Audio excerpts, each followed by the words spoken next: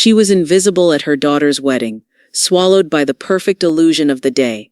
Helen Martin, the woman who once lit up rooms with her quiet strength, now stood unnoticed in the shadows, the hum of a generator her only companion. Her daughter, radiant and oblivious, had no room for her in the celebration. But Helen? She was done being overlooked. By the end of the night, the lights would go out, but it wouldn't be her silence that spoke, it would be her power. And this time, no one would ignore it. I'm curious, where in the world are you joining us from?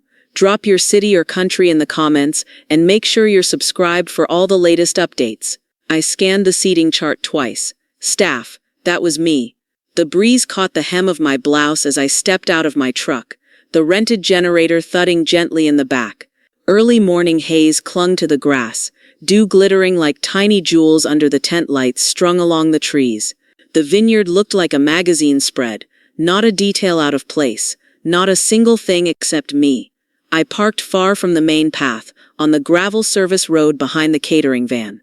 The air smelled like rosemary, diesel, and the first breath of summer, a scent I once would have called hopeful. I climbed down, stretched my back, and ran a hand along the metal ridges of the generator.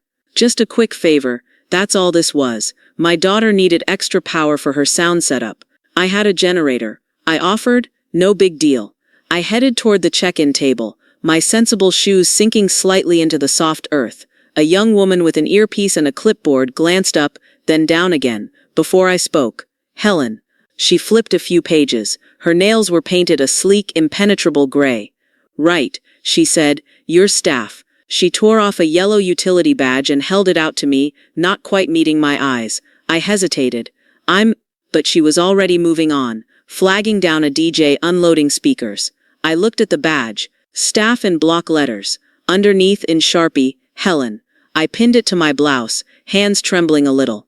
It wasn't the badge. It wasn't even the vest she tossed my way, a few moments later. Safety orange with reflective strips. It was the list on the clipboard, the faint outlines of names that caught my eye as she walked away. My name was there once. Then someone had taken a pen and scratched a thick, definitive line through it. The sun crept higher. I got the generator going in less than 10 minutes, the hum vibrating through my knees and up into my ribs. I tucked the vest tighter and walked around the tent to the main path. Guests had started arriving, silks and linen and patent leather shoes on trimmed grass. Laughter already in the air, the kind that floats easily when people know they belong. No one looked at me, not once. I saw Margie Feldstein, Anna's 6th grade teacher, greet the groom's parents like old friends. I saw Deborah, my ex's sister, sipping from a champagne flute and telling someone, well, I raised her, you know, and everyone nodding as if that were true. And then Anna, my daughter, stepped out from behind the floral arch, radiant. Ivory lace hugged her figure, and her cheeks were flushed with something more than just makeup. She was smiling so hard her jaw must have ached. Someone said something, and she threw her head back and laughed. A real laugh. The kind I used to hear through the bathroom door when she was little and reading comics in the tub. She turned. Her eyes skimmed the crowd, then past me. She didn't blink, didn't wave, didn't even register a flicker. I stood behind a potted ficus, a vest that made me glow like a traffic cone, and a name tag that made everything feel official. I shouldn't have come, but I had. I stayed. I moved behind the tent again, where the generator pulsed like a steady heartbeat. I sat on a plastic crate, fingers curled in my lap. It wasn't supposed to feel like this. I didn't expect confetti or champagne. I didn't want applause, but I thought maybe a thank you, a glance, a nod. The generator switch was warm beneath my hand. Just for a second I brushed it. The music floated through the tent canvas, light and airy, filling the air with everything I'd been left out of. And the thought came quiet, uninvited. She called me a blessing in her speech, but not by name. I heard my daughter's voice before I saw her. The mic crackled gently through the tent fabric, her words floating out with the breeze. I just want to say thank you, she said, and there was that same melodic lilt she used to put on for piano recitals, sweet but slightly distant. To everyone who's made this day possible, you are all such blessings in our lives. People clapped. Silverware chimed against glasses. Someone let out a loud whoop near the cake table. I stood a few paces from the power rig, half concealed behind a speaker draped in chiffon, pretending to check a voltage meter that didn't need checking. I kept my eyes down, but my ears strained for what wouldn't come. She didn't say my name. She didn't say my mother. Just everyone. A blanket tossed over a crowd. Warm and impersonal. My fingers twitched against the edge of the speaker. I exhaled slowly, quietly. People were laughing now. Toasts maybe. More clinking. The kind of joy that builds and loops until you feel foolish for not joining in. "Excuse me," a man's voice said. I turned reflexively. A guest seersucker jacket, sunglasses perched in his graying curls, was peering toward the back tent flap. "Do you know who that older woman in the vest is? The one by the cables?" His companion, a young woman in a mauve dress, wrinkled her nose. "The electrician's assistant, maybe." They moved on without waiting for an answer. I shifted my weight, the vest crackling against my blouse. My name was still there, barely written in Sharpie on that yellow tag like a child's place card at Thanksgiving. Forgotten until cleanup. A sharp crash came from inside the tent. I stepped instinctively toward it. One of the caterers, not more than 16, probably someone's niece doing weekend gigs, had dropped a tray of wine flutes. Glass glittered across the floor. A group of guests tittered awkwardly and stepped aside. No one bent down. I knelt, silently, and began picking up the shards.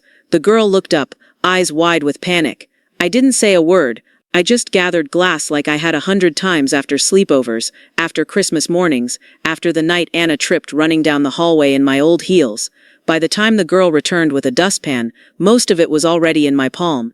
"Thanks," she whispered, not meeting my eyes. "You're welcome," I said, softly. I stepped back behind the tent before anyone could notice the blood blooming faintly across my palm. I paused at the edge of the power station. Someone had arranged the wedding favors on a nearby table, monogrammed candles, in little gold mesh bags. I picked one up. I had paid for these. Anna had sent a text last fall. "Could you handle the favors? Something elegant but affordable. Doesn't need to have your name on it." She was right. It didn't. But still, when I heard Greg, her fiancé, laughing with his friends about how much effort he had put into choosing the perfect scent, I felt something crack just slightly behind my ribs. Lavender and sage. I chose that blend. He hated lavender.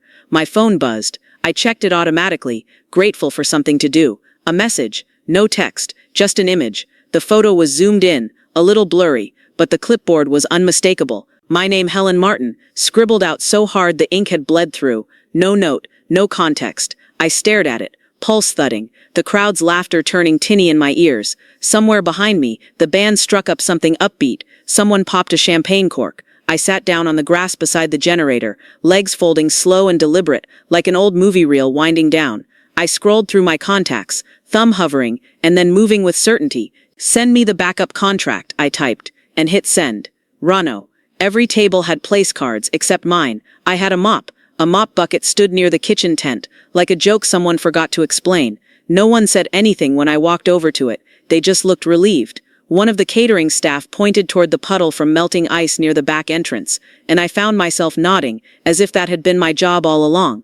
The handle of the mop was sticky. The mop head smelled faintly of bleach and floral disinfectant. I dragged it across the canvas flooring, my reflection smudged and warped beneath the thin film of water. A woman in a crisp black pantsuit strode by, clipboard, headset, teeth bared in a customer service smile. The planner, the one with the lacquered hair and glassy eyes. She paused just long enough to glance at me, then at the camera crew setting up by the cake table. "Please don't get in the pictures," she said, voice flat. I nodded once. She didn't wait for an answer. The photographer adjusted his lens as Anna and Greg posed, arms around each other, heads tipped together like a painting. Their smiles looked natural, familiar, practiced. Guests milled around their tables, napkins folded like birds, glassware catching the last gold of afternoon light. Every table had a card, calligraphy in pale pink ink, tented neatly by each setting. I walked past them slowly, eyes sweeping. Greg's college roommates, Anna's yoga instructor, her childhood dentist. No Helen, no mom, just the mop, just the vest. I moved back toward the edge of the tent where shadows pooled and conversations turned to low hums. It was cooler there, the kind of invisible space I'd always moved through easily, when Anna was younger, when things between her father and me were louder than they should have been, when someone had to stay steady. But something was shifting now. The invisibility no longer felt graceful, it felt imposed. I leaned against a column, half hidden by drapery, as a cluster of guests passed. Didn't the bride's mom help pay for the venue? I thought so. Didn't I hear something about favors too? No, another voice chimed in, dismissive. Greg handled all that. Their voices blurred as they moved on, laughing. I didn't follow. I just stood there, pressing the pads of my fingers together, anchoring myself in the smallest motions. I started to notice things. The glances, the silences. Who shifted uncomfortably when they saw me? Who looked away? Who pretended not to notice? Margie Feldstein, the teacher, spotted me and hesitated. She gave me a slow, ambiguous nod. Deborah, the sister-in-law who always wore pearls like armor, offered nothing but a tight smile that never touched her eyes. Names lined up in my mind, like a seating chart of their own. Who knew? Who said nothing? Behind the band's tent, I checked the generator out of habit, but then something caught my eye. The main power rig, now fully locked and labeled, had a laminated copy of the setup permit pinned beside it. I leaned in. My signature, sharp and unmistakable. Helen Martin, primary provider of electrical equipment and support services. Dated, time-stamped. No one had even bothered to remove it. I stared at it for a long moment, not angry, not heartbroken, just certain. I reached into my vest pocket, where I kept the aspirin, the stain pen, the sticky notes I used to leave on Anna's lunch bags in elementary school. I wrote 4 words in tidy black ink, and pressed it gently onto the face of the generator. Respect has its limits. They rehearsed vows. I rehearsed silence. The vineyard glowed in shades of gold and coral, the last stretch of daylight draping everything in romantic pretense. Rows of white chairs faced the floral arch, every petal meticulously placed. Someone had even brought in rented doves. They cooed lazily in a wire crate near the podium. Anna stood under the arch, veil flipped over her shoulder, her expression trained and poised. The photographer moved around her like she was sculpture. Greg held a sheet of notes and practiced looking heartfelt. I stayed by the power rig, unseen. They rehearsed vows. I rehearsed silence. A breeze caught the edge of the sticky note I'd left earlier. Respect has its limits. I pressed it back down gently, then checked the generator's pressure valve like it mattered. Mom. I turned. Anna stood a few steps away, bouquet in hand, her voice carefully soft but edged. She glanced toward the ceremony chairs, where a few guests were still filtering in for final run-throughs. "Can I ask one thing?" she said, adjusting a bracelet that hadn't belonged to anyone in our family. "Just don't walk near the aisle while we're rehearsing. We're keeping it really clean visually. The aesthetic matters." I looked at her. I remembered holding that hand when she broke her wrist at 11, slipping on the wet back step. I remembered the way she clung to me in the hospital waiting room, mascara running down her face. And now that same hand fidgeted with a bracelet, as if even asking me to vanish required decoration. I nodded once. She smiled, relieved, and walked away. My fingers itched. The generator hummed behind me, smooth and reliable. I walked around its back side, inspecting the fuel lines. It didn't need tending, but I needed something to do. One of the band techs ambled over, clipboard in hand, squinting at the dials. "This thing the backup or the main?" "The main," I said without thinking. He blinked. "No backup?" I shook my head. "Not today." He gave a low whistle. "Brave. These outdoor setups are touchy. Hope no one overloads the grid." I smiled without showing teeth. "Me too." He walked off. Minutes passed. Greg fumbled a line. Anna laughed too loudly. The officiant, a woman with salt-streaked hair and a confident stance, called for a reset. Then, without warning, the lights went dark. Not flickering, not dimming, black. Guests murmured. The string quartet fell silent mid-bar. Someone near the back shouted, "What happened?" I was already moving. The generator's display blinked. Low fuel pressure. Not failure. Just finicky. I adjusted the valve, restarted the ignition cycle, waited for the slow buildup of hum and power. Lights bloomed back to life, one row at a time. People cheered. Greg kissed Anna's hand dramatically. No one looked back to see who did it. I stepped away from the generator, the hum now steady again. I walked toward the rows of chairs, halfway between shadow and stage. Not one person turned. The world clicked back into its glossy illusion, lights warm and artificial as memory. I reached into my vest pocket, pulled out a small remote, gray, plastic, unremarkable, the override switch. I'd added it last month, after reading about silent cutoffs for remote loads. Safety first. I felt the weight of it in my hand. Not heavy. Just sure. Then I opened my clutch and zipped it inside. One smooth motion. My fingers lingered on the zipper's teeth. Cool. Precise. No one had noticed me, but they would notice absence. The generator thrummed behind me, alive and obedient, and the switch, that was mine now. Right before I do, the lights went out, and so did I. The aisle shimmered in late sunlight, petals catching the gold as if someone had brushed each one with mica. Chairs lined up like solemn little judges, and under the arch Anna looked like something out of a bridal catalog. Elegant, untouched, precise. Greg stood beside her, fingers twitching around the bandbox in his palm. I stood behind the control tent, out of frame, where I belonged apparently. The crowd hushed. The officiant stepped forward. Someone's phone chimed, but they silenced it fast. Anna smiled. A practiced smile. The one she wore when reporters came to the school fundraiser, when her boss gave her awkward compliments. It never reached her eyes. The officiant's voice echoed through the sound system. "We gather here today." The breeze stilled. Even the doves in their crate were quiet. My clutch felt heavier than it should have. But it wasn't nerves. It was power. Literal. The remote lay snug in the silk-lined pouch. The silent switch within reach of one thumb. Anna was breathing steady, bouquet perfectly tilted, lips parted in soft anticipation. "I do," she was about to say.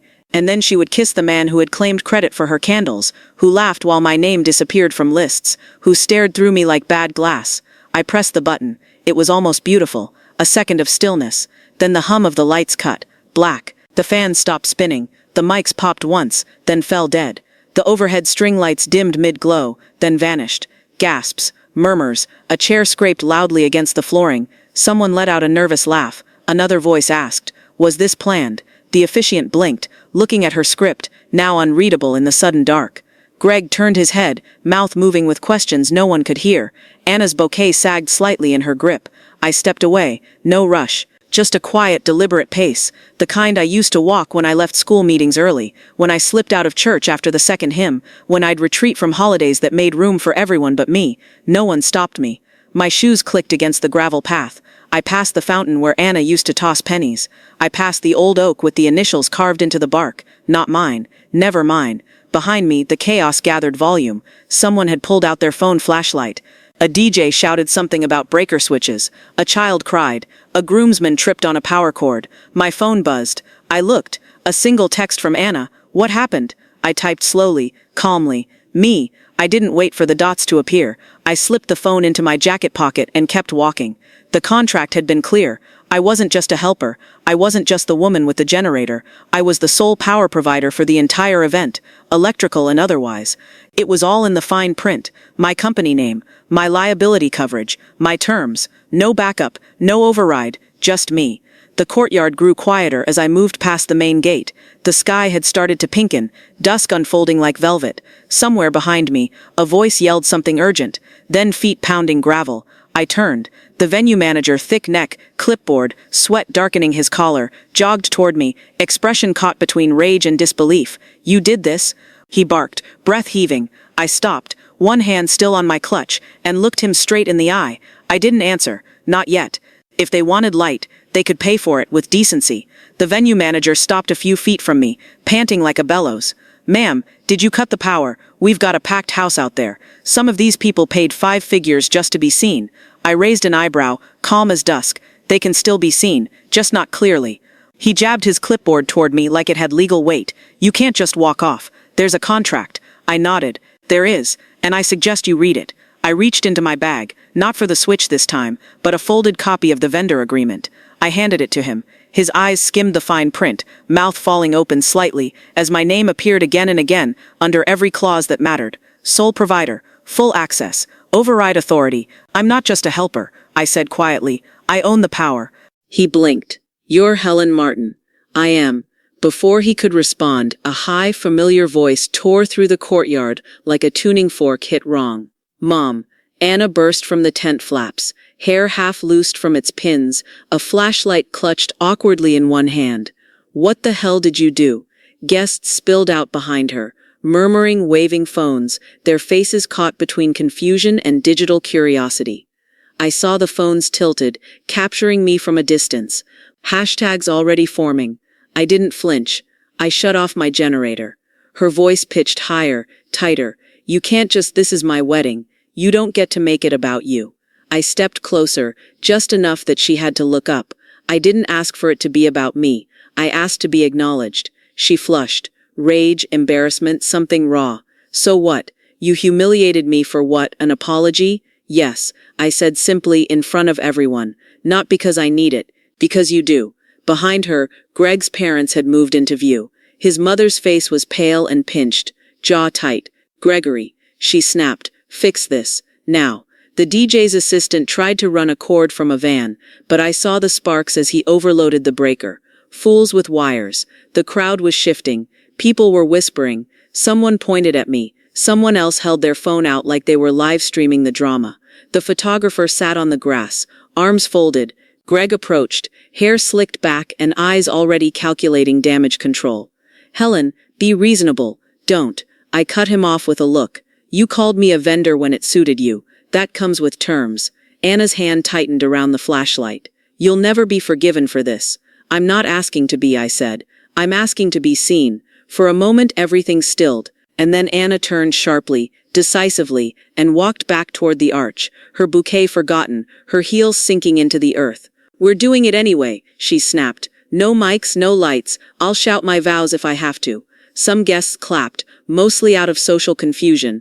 Others sat stiffly, already checking their phones, whispering about refunds and ruined dresses. The planner was on the verge of tears. I turned my back on all of it. The unraveling. Let them untie themselves. I walked toward the service road, past the fountain, past the little chalkboard sign that still said "Welcome to our forever." My shoes made soft sounds against the gravel, each one steadier than the last. The sky was a deepening bruise, streaked with orange and blue. My phone buzzed. I hesitated, then checked it. A message, from a number I didn't recognize. What you did was genius. I didn't smile, but I kept walking. The reception glowed with tea lights and fury. They tried to salvage it with candles. Dozens of tiny flames flickering along the linen-covered tables, borrowed from the centerpieces and bathroom shelves. It gave the reception a kind of war-torn romance, as if the power outage were a stylistic choice. People leaned in close to see their food, to hear one another. But there was no music, no fans, no charm left to spin it. At the corner booth of a diner 2 miles down the road, I stirred a mug of tea I didn't want. The Formica table was chipped, the coffee lukewarm, but the Wi-Fi worked. My phone lit up in pulses, one photo after another. Anna's bouquet wilting in her hand. A collapsed tent flap from an unpowered support rig.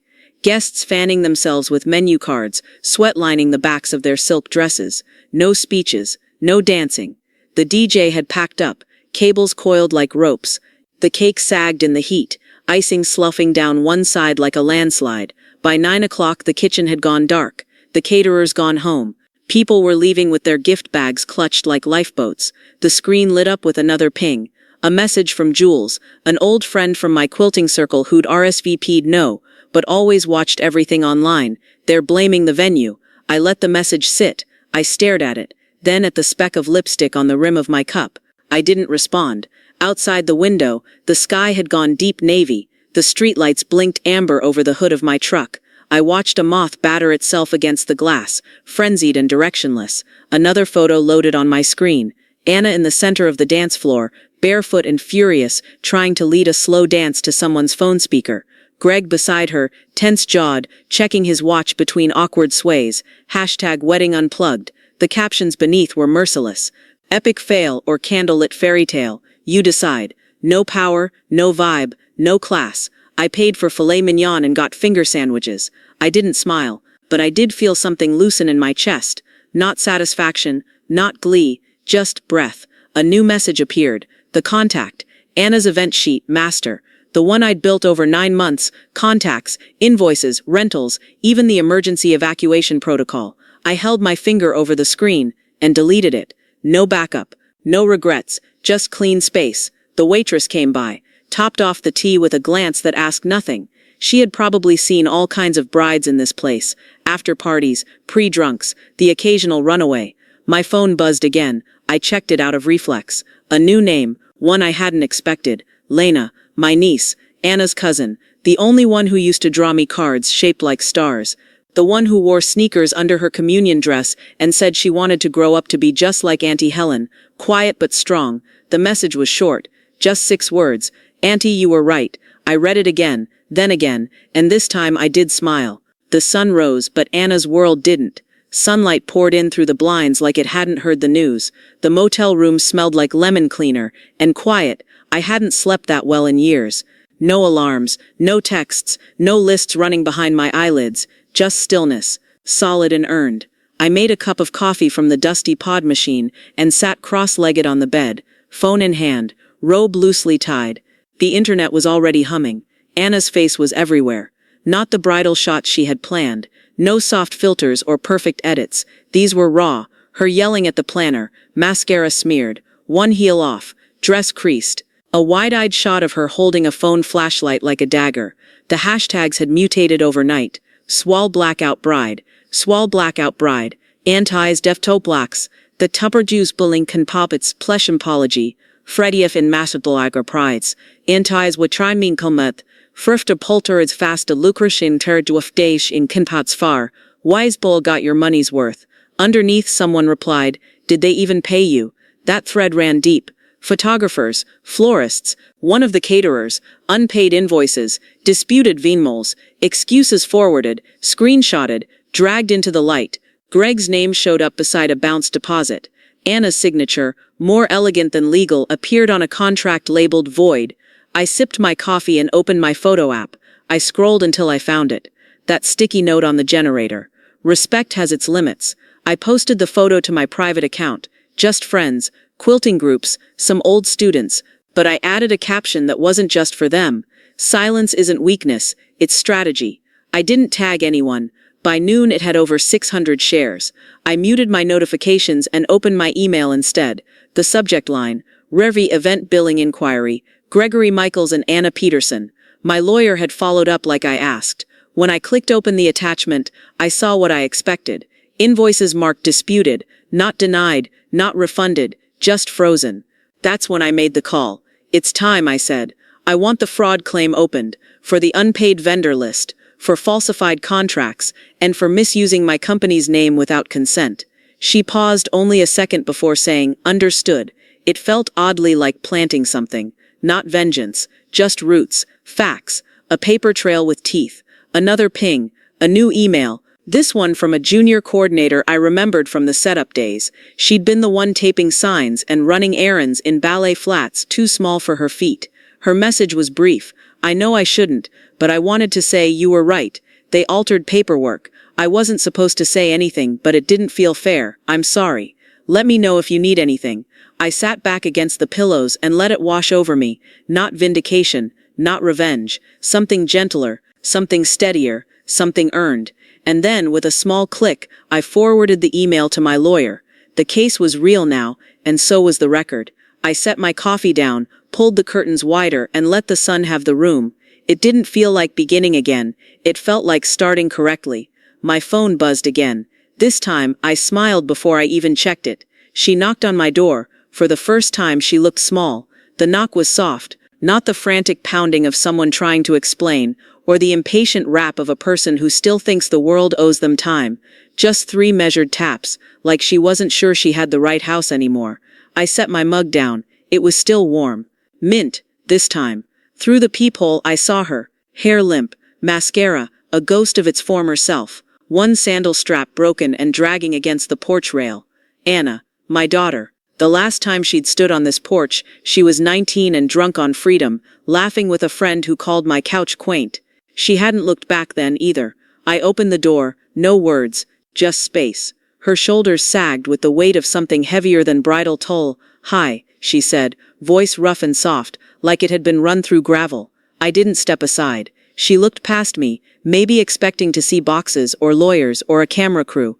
Instead, the scent of lemon balm, an Afghan folded over the armchair, and the low hum of a quiet life continuing. I came to. Her hands fluttered like they were used to holding things, a bouquet, a mic, a story, but there was nothing now. I wanted to say I'm sorry. The word felt too rehearsed, too round in her mouth, like she'd shaped it for an audience. I waited. She went on. I didn't mean for any of this to happen. I didn't know Greg didn't pay people, and the power thing. I was stressed. I said things I shouldn't have. I know you were trying to help. Still, I said nothing. Her lips pressed tight. The silence shifted. Not forgiving, not dramatic, just heavy. You don't have anything to say, she asked finally, blinking too fast. I studied her, the bags under her eyes, the way she twisted her ring finger even though there was no ring. Then I asked, would you have treated me better if no one had noticed? She blinked.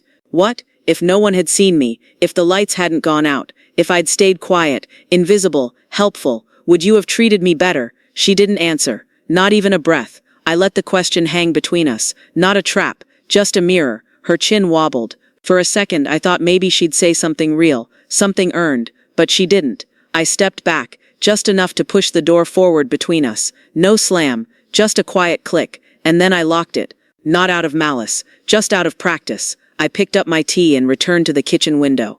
Outside, Anna stood still for a moment, her figure framed by the rose bushes I'd pruned last spring. Then she turned and walked back to her car, her shadow smaller than I remembered. The tea was cool now, but not bitter. I was about to sit when I saw the van pull up. Courier, official. The man stepped out in a windbreaker and ball cap, clipboard in hand. I opened the door again. "Helen Martin?" he asked. "Yes." He handed me the envelope, thick and heavy with consequence. Filed civil notice, claim of damages, unpaid vendor accounts, Peterson Michael's wedding. I turned the envelope in my hands, crisp and creased. The tea could wait. She thought guilt could buy grace. It couldn't. I sat at the kitchen table, the unopened envelope beside me like a guest who'd overstayed their welcome. The house was quiet again. The kind of quiet that wasn't lonely, it was chosen. My mug steamed gently beside my laptop. Mint as always. The tea didn't ask questions. I opened a fresh document. The words came easily, without heat. I received notice of legal action. As we anticipated, it centers on unpaid vendor contracts and falsified arrangements for services billed under my company name. Attached are copies of the altered documents, including the junior planner's email confession, and annotated invoices from the 3 largest contractors, all unpaid. I attached the PDFs one by one. Then I paused. Below it I added, "If and when damages are awarded, I'd like my portion after legal fees donated to the Rose and Briar Transitional Shelter." Quietly. No name on a plaque. Just power redirected where it matters. I signed it, closed the laptop, and let the digital hum fade. Outside, a breeze rustled the edge of the newspaper still folded on the porch. The morning headlines were filled with louder things: elections, fires, a market shift. But below the fold, in a quieter font, was a link I recognized. "Power Comes Quietly" by Helen Martin. The blog post had gone live. I hadn't planned on writing it. The blog post had gone live. I hadn't planned on writing it. But after the 4th email from someone asking if they could quote my sticky note, I sat down one night and told the story. Not of the wedding, not of Anna, but of silence. Of the women I'd watched for decades swallow entire seasons of resentment for the sake of family portraits and good lighting.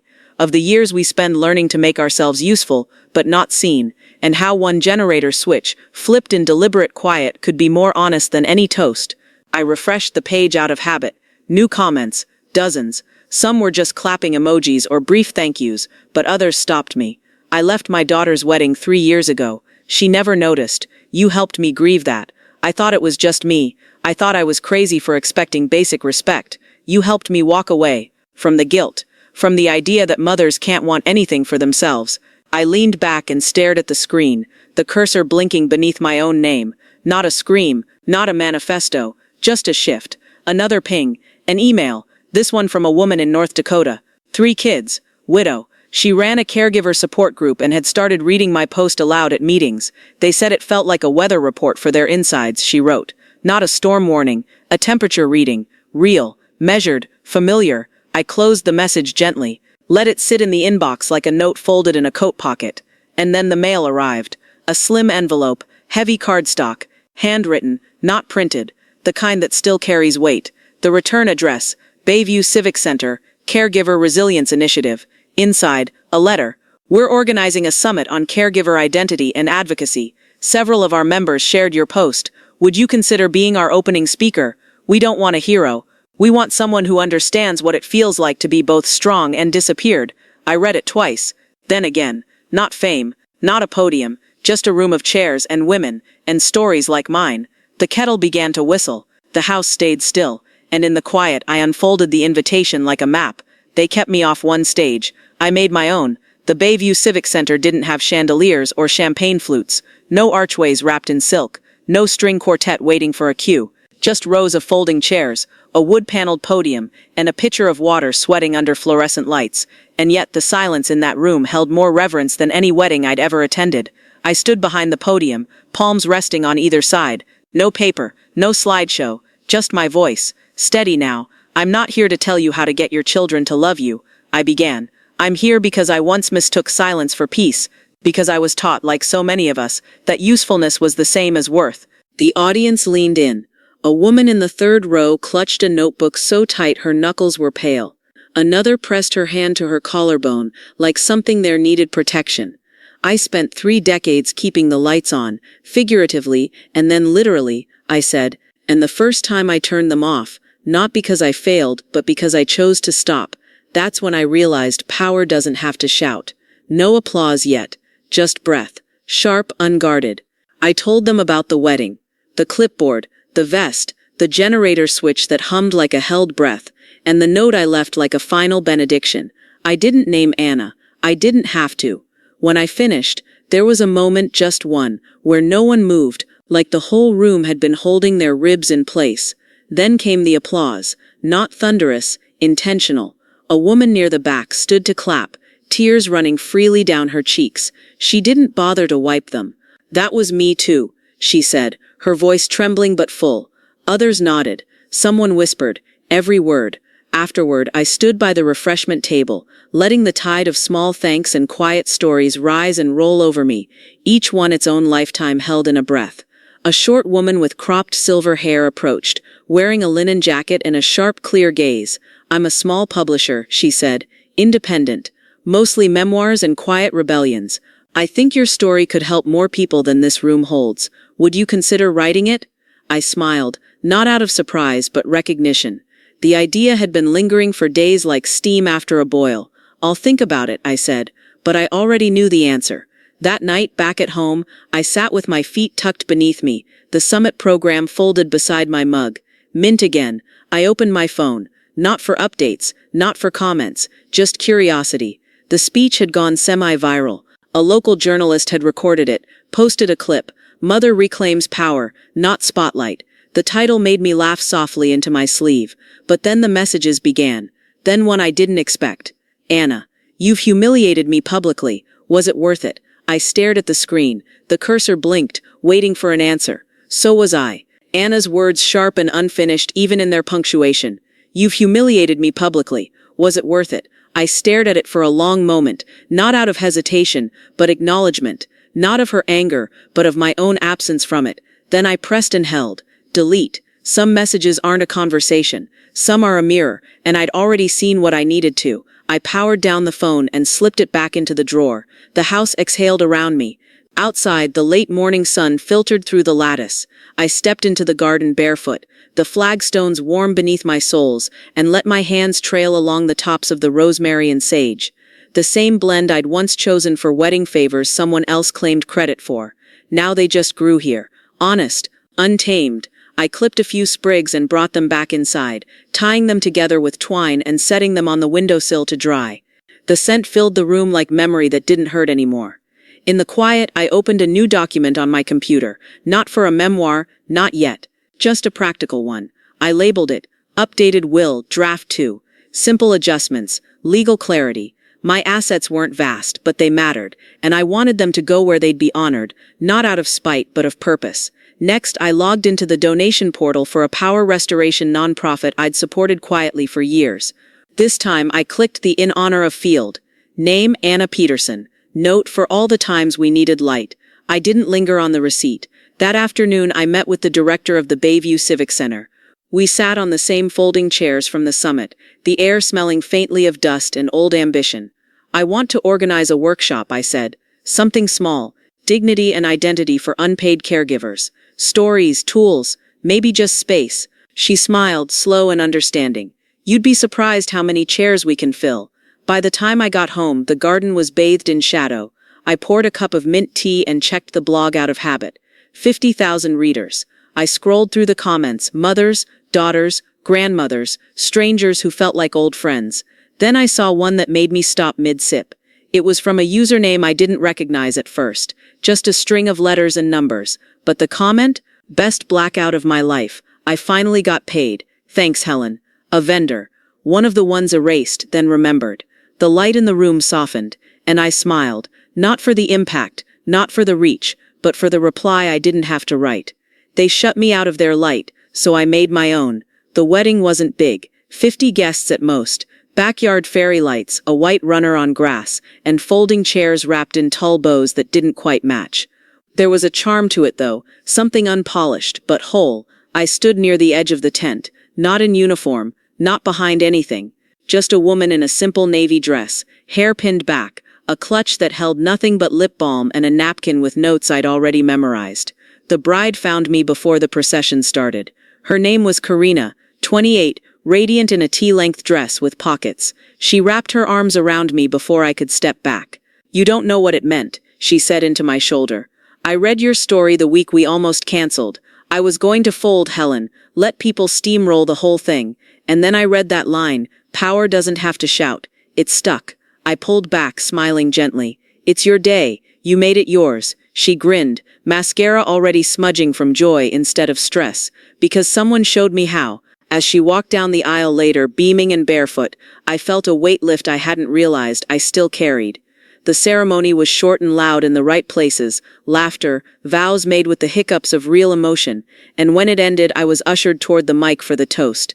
I hadn't expected one, but the groom handed it to me like he was passing a baton, and the guests quieted.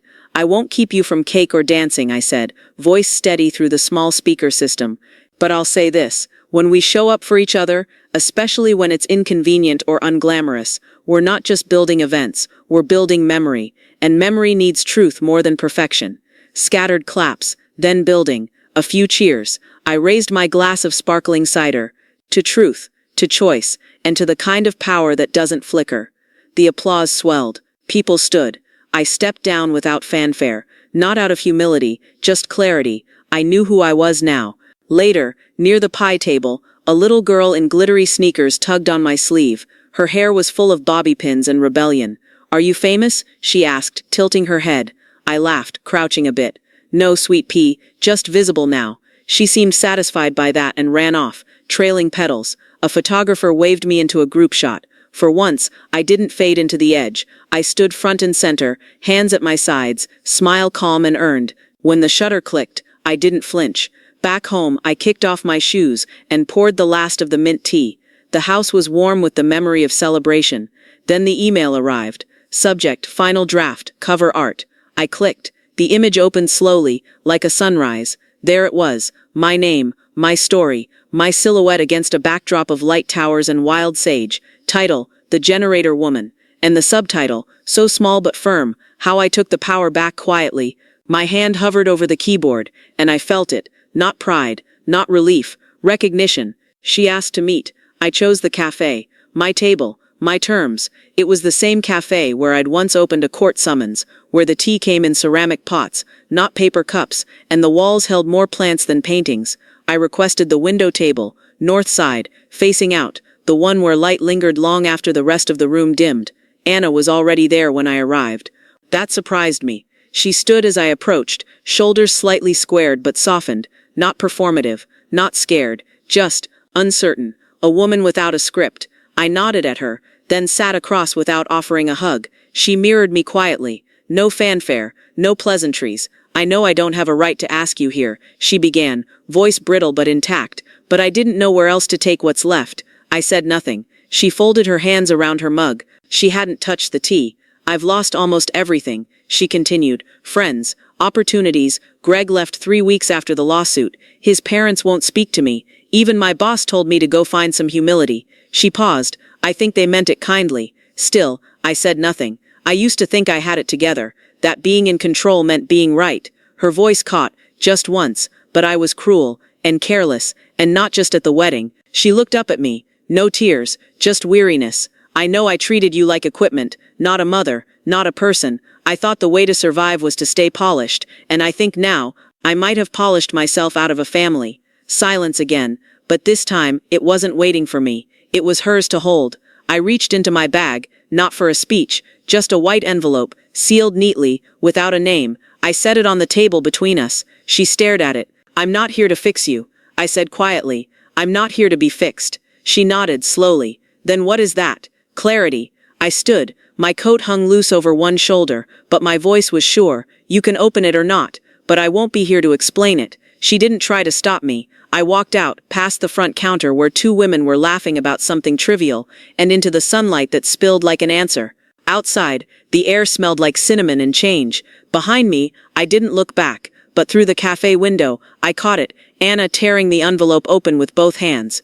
Reading the single line, written in the same ink I used for grocery lists, workshop agendas, court declarations. learn to power yourself, and her face, her carefully controlled, once camera-ready face, folded in, not with drama, but recognition. I didn't flip a switch, I walked into my light. The gravel crunched beneath my shoes as I walked past the vineyard. Same curved path, same ancient oaks guarding the drive, same ivy climbing the wrought iron gate. The venue hadn't changed, at least, not on the outside, but I had. Laughter drifted from the main house, carried on the wind along with the faint notes of a saxophone.